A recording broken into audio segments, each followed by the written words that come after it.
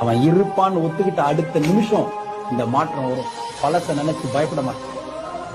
புதுசா நீ வாழ போற வாழ்க்கைக்கு சக்தி உங்ககிட்ட இருக்குன்னு உணர்வேன். நாளன் செய்யும் கோலன் செய்யும் காலம்தான் என் செய்யும்.